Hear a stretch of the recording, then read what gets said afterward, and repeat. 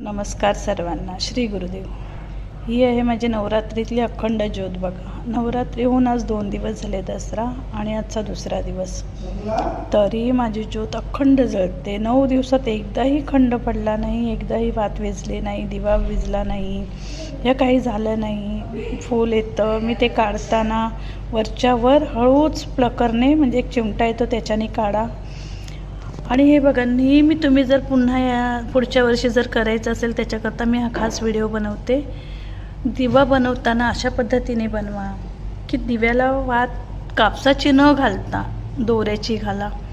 जो आपला येतो ना लाल धागा, त्याची वात बनवा.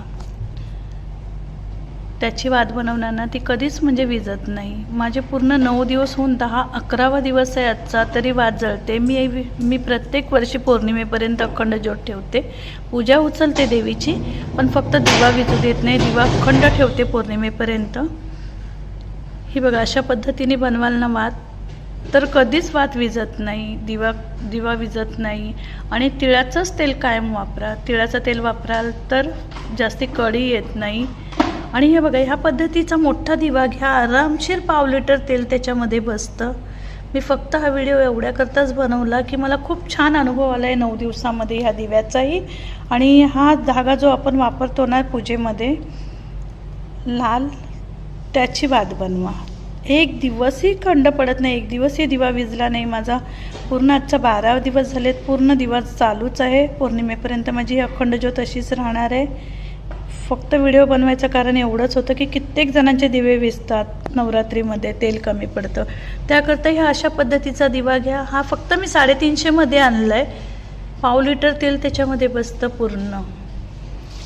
मग आपल्याला 2 दिवस बघायची गरज नाही लागत, सारखं बघायला नाही लागत. म्हणजे काही वेळा दिवा छोटा घेतो तर आपण रात्री उठून बघावं लागतं 2-3दा की दिव्यात तेल संपलं नाही ना, वात कमी झाली नाही ना. आणि अजून एक करायचं की त्या तेलामध्ये अखंड कापूर असतो ना आपला, भीमसेनी कापूर, त्या कापराच्या 1-2 वड्या ठेवून द्यायच्या. 2-3 दिवसांनी त्याच्यामध्ये 1-2 वड्या टाकल्या ना, मग दिवा अजिबात विजत नाही आणि अजिबात कड येत नाही. कड जरी आला तरी पण तो देवीचा संकेत असतं. म्हणतात की जेव्हा फूल तयार होतं तेव्हा समजायचं का देवी आपल्यावर प्रसन्न आहे, त्याच्यामुळे वातीला फूल तयार होतं. मग ते हळूच प्लकरने काढून टाकायचं. एक चिमटा ठेवायचा कंपल्सरी 9 दिवस दिव्याजवळ वात वर करायला. त्याच्याने वात वर करायची, वात अजिबात विजत नाही. मी तुम्हाला दाखवते आता मी कसं वापरते प्लकर. 1 मिनिट. त्याच्याने जर वात वर केली ना तर वात अजिबात विजत नाही. फक्त मला